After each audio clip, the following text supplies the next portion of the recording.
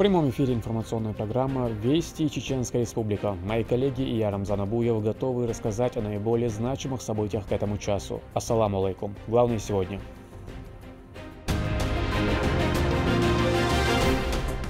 Экономическое чудо. В целом ощущение позитивное, то есть надеемся, что до конца года все намеченные и поставленные цели будут выполнены. Чиновники проверили, как идут работы по созданию инфраструктуры в особой экономической зоне Грозной. Сколько рабочих мест создаст площадка.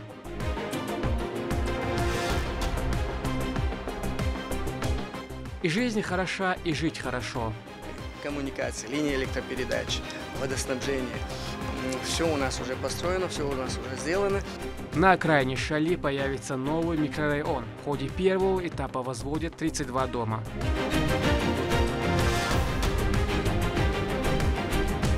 Заниматься спортом с комфортом. На этом месте будет 2 бассейна. Их строительство начато в первом квартале этого года. Сразу в нескольких спортивных объектах столицы проходит реконструкции и капитальный ремонт. Расскажем, какие это учреждения и как они будут выглядеть после завершения всех работ.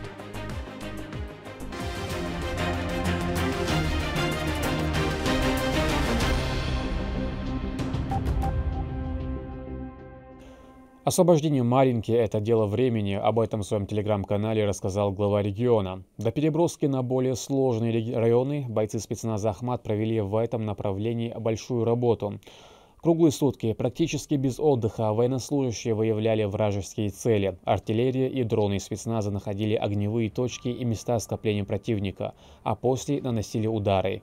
Весомую поддержку оказывала и авиация. На данный момент противника подавляют другие подразделения страны. В республике создается необходимая инфраструктура для привлечения инвестиций. Одним из самых значимых достижений в этом плане выступает особая экономическая зона промышленно-производственного типа «Грозная», общая площадь территории которого составляет 256 гектаров.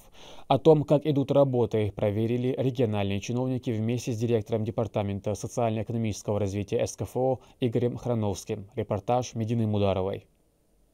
Особая экономическая зона промышленно-производственного типа Грозно расположилась в Шейх-Мансуровском районе. На ее территории ведутся работы по постройке пищевой, фармакологической, транспортной, инженерной, социальной и инновационной инфраструктур. Директор Департамента социально-экономического развития Северокавказского федерального округа Игорь Храновский вместе с профильными министрами региона проверили ход работ.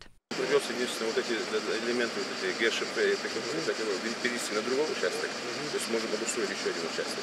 Здесь у нас уже есть. Нет, ну лучше так, оттуда пошли осваивать, а так не осваиваешь.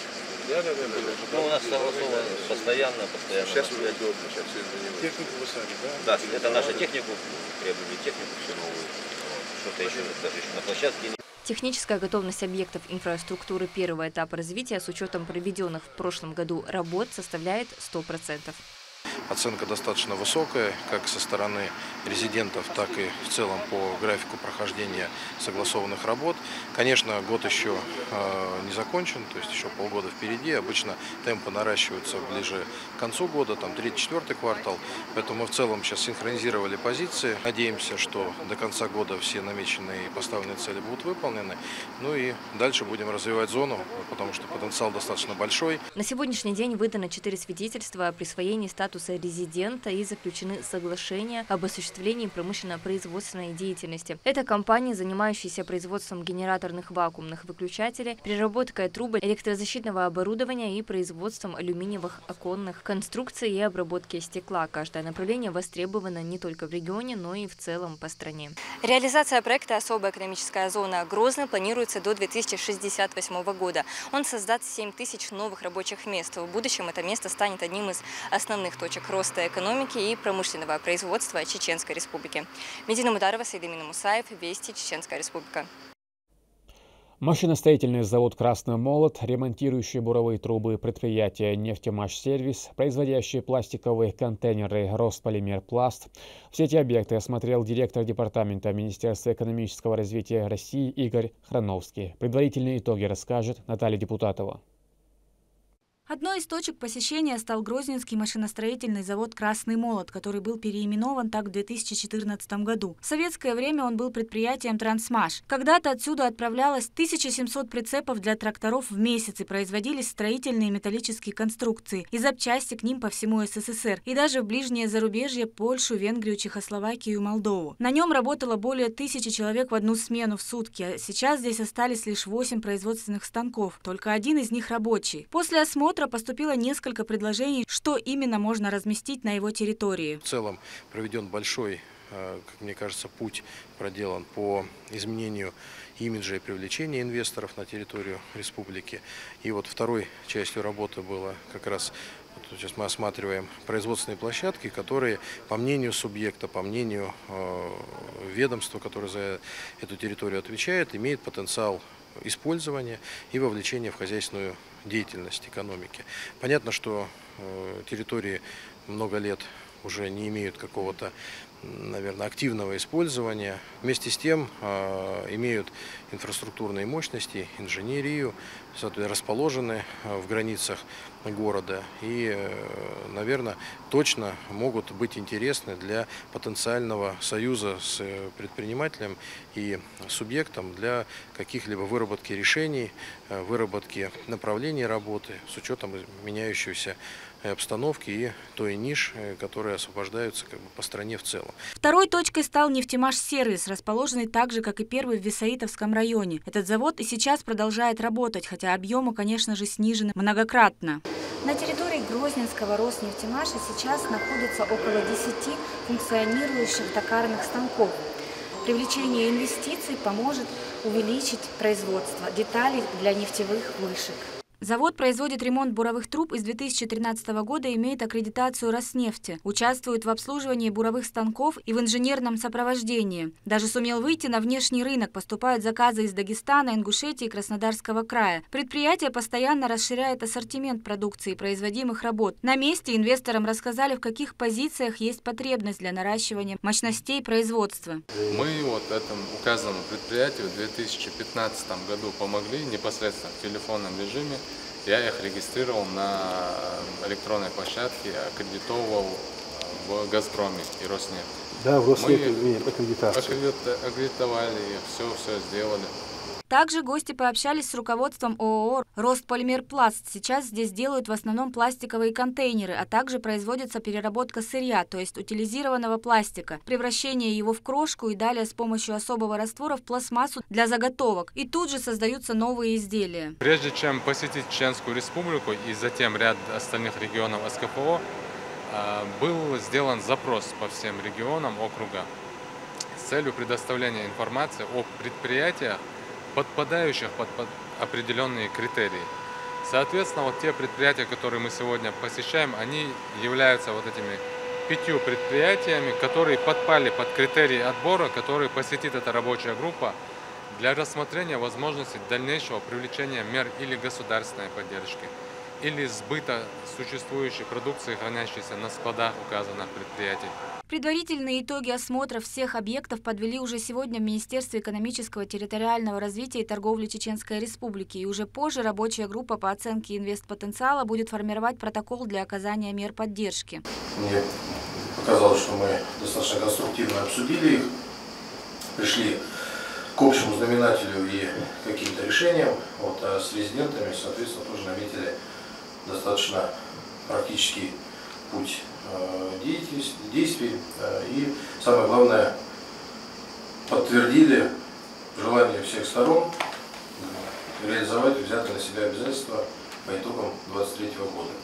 Ввиду того, что процесс формирования заявки на развитие второго этапа зоны будет, собственно, зависеть от исполнения этих обязательств.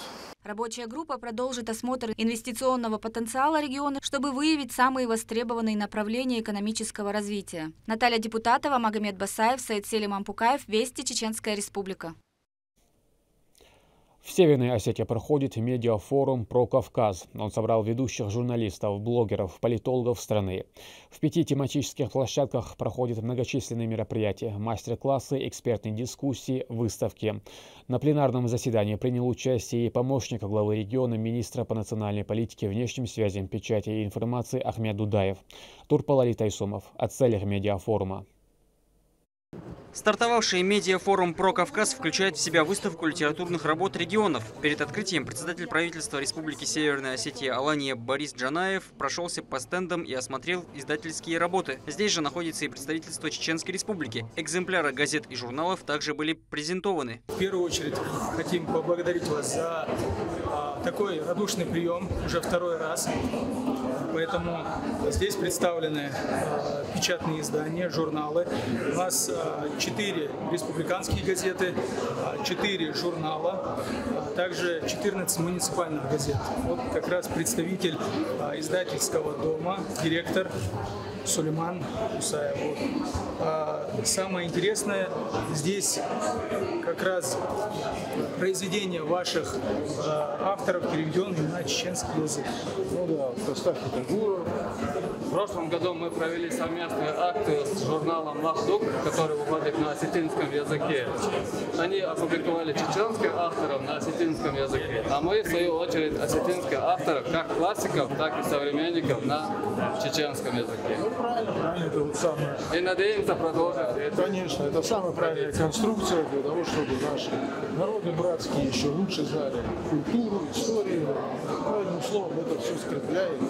Форум проводится по поручению главы Республики Северная Осетия Сергея Миняйла. Цель – это объединить сообщество Северокавказского федерального округа для формирования позитивного информационного пространства. Коллеги из регионов Северного Кавказа действительно находились здесь на форуме. Возможность проработать свои навыки, поделиться своими наработками, впечатлениями, потому что чрезвычайно сложная сейчас эпоха постправды, эпоха, когда, наверное, все мы можем только консолидировать наши усилия для того, чтобы добиться определенного результата. Для гостей и участников были подготовлены встречи и проработана специальная программа. Это различные семинары и знакомства с известными журналистами и блогерами. Одну из таких сессий в формате «Вопрос-ответ» провел депутат Госдумы, телеведущий Евгений Попов. Подводя к тому, что с самого начала СВО мы, Чеченская Республика, активно участвует в данном процессе, знаем, как раньше Чеченскую Республику и вообще чеченцев представляли террористами, какими-то негодяями. Это все благодаря СМИ, которые уже, конечно, к счастью, в прошлом. Сейчас, на ваш взгляд, вклад Чеченской Республики, вклад чеченских бойцов, добровольцев, на ваш взгляд? Все видят вклад чеченских бойцов, и, собственно говоря, со многими из них знакомы, и мы поддерживаем товарищеские отношения там, и с Адамом Делимкановым, и с Артемием Ароновичем Алудиновым. Понятно, это опытные командиры, красавчики, которые себя проявили не только в тылу, но и на фронте теперь, да, там, потому что там Артем Аронович вообще генералом стал, таким легендарным генералом. Роль института спецназа тоже переоценить невозможно, потому что там тысячи просто людей уже прошли через этот вуз. Считайте, что вуз. Вот и классно, что в свое время Рамзан добился создания, потому что я помню, были противоречия, в том числе, кстати, военных. Вот, Рамзан, вот, давай такой институт, вот. Мало ли чего, но, видите, история показала, что очень круто он себя проявил, и там, конечно, одна из самых серьезных баз подготовки добровольцев сейчас. Вот, поэтому что там, огромное количество инструкторов, огромное количество бойцов, что там один Ахмат стоит добровольческий, да, но это же показывает просто интернациональную сущность нашего народа. Форум «Про Кавказ» также посетил помощник главы Чеченской Республики, министр по национальной политике, внешним связям, печати и информации Ахмед Дудаев. Его также подробно ознакомили с выставками, к примеру, с представленными здесь экспонатами развития информационных технологий. Здравствуйте. Здравствуйте. Очень интересный экспонат. Да, это кинокамера, на которой снималось все немое кино, начиная от Чаплина, это 1920-е годы, французское производство, две было крупных фирмы, вот один это Дебри, можно поднять, да, она очень тяжелая. И вторая, вот там представлена, это Le Pargo, тоже французская фирма, 50-е годы. Вот вся дореволюционная, весь Кавказ снимался вот на такие фотообъективы. Этот конкретно принадлежал владикавказскому фотографу Сергею Алонкину, а потом перешел к культовому нашему дореволюционному фотографу Джанаеву Хитагурову, который очень много снимал. Вот здесь даже есть фотография борцев. И виды Осетии, ну, снятые в более позднее время, это Константин Щебровский снимал, он был землемером, это Егорское ущелье, село Коммунта.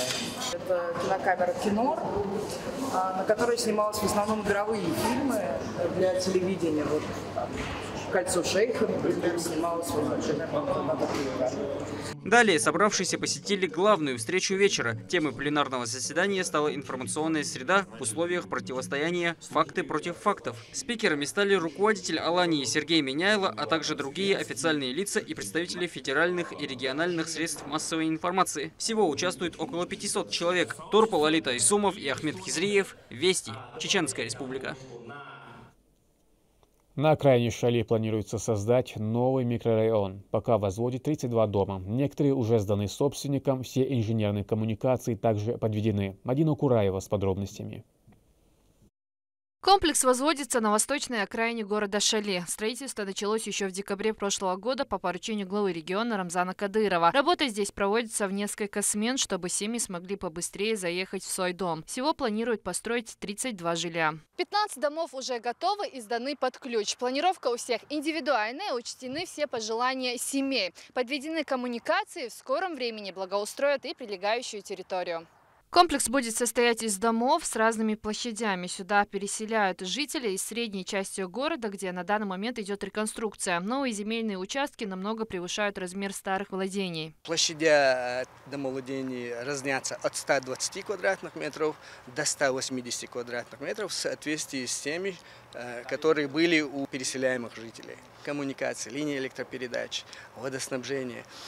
Все у нас уже построено, все у нас уже сделано. Единственное, остается построить автомобильную дорогу, заасфальтировать вот эту дорогу. До 100 человек рабочих на данный момент на объекте находится. Семья Супьяна Умалатова уже заехала в свой новый дом. Для них здесь создали комфортные условия, большой участок, навес, просторные комнаты и удобная мебель. Все это стало возможным благодаря региональному общественному фонду имени первого президента Чеченской республики, героя России Ахмата Хаджи Кадырова.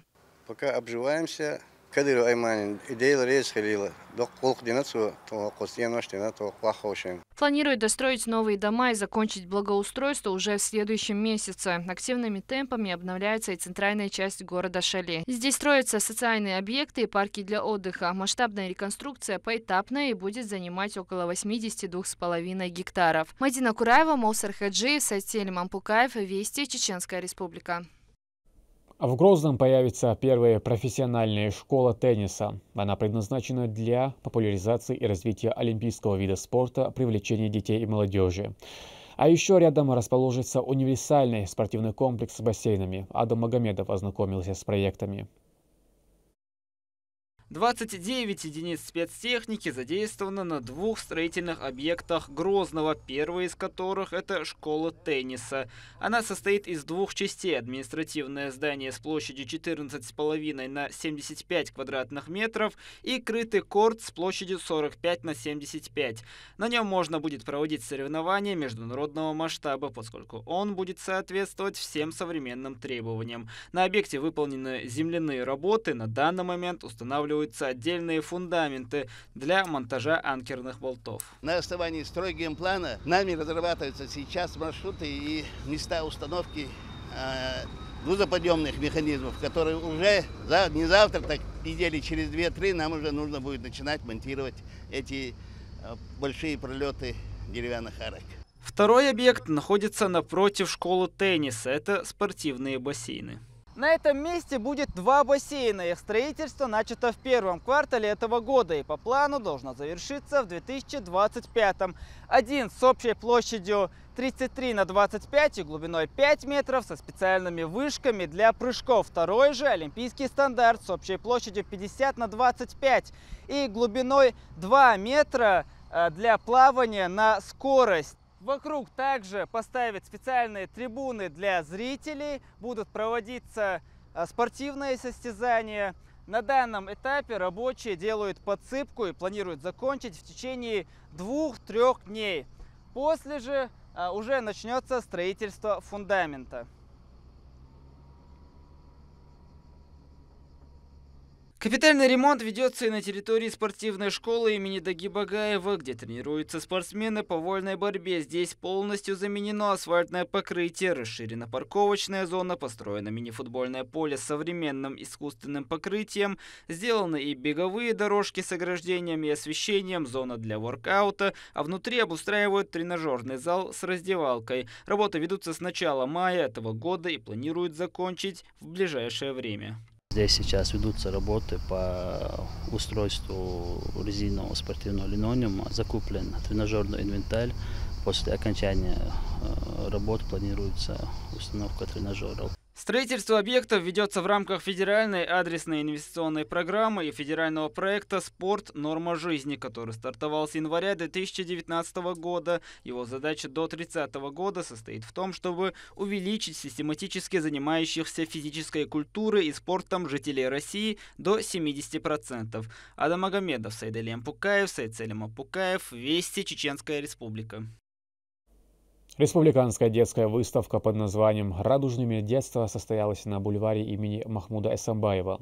В событии приняли участие начинающие художники, мастера декоративно-прикладного и изобразительного искусства. Были представлены изделия из полимерной глины, шерстяной акварели, вяленой шерсти, картины, написанные на холстах, маслом, акрилом. Главная цель – приобщение молодого поколения к прекрасному, а также выявление их творческого потенциала. Сразу после вестей смотрите новый выпуск авторской программы Макки Исаковой «Анисташ». Вы познакомитесь с воспитателем подготовительной группы детского сада «Зезак» Урус-Мартана Хавой Дугаевой. Гость расскажет о важности общения с детьми на чеченском языке и сохранении традиций народа. Не пропустите. К этому часу это все события. Еще больше новостей вы можете узнать на наших социальных платформах и в приложении «Смотрим». К этому часу это все события. Еще больше новостей вы можете... С вами был Рамзан Абуев. И пусть в вашей жизни будут только хорошие вести.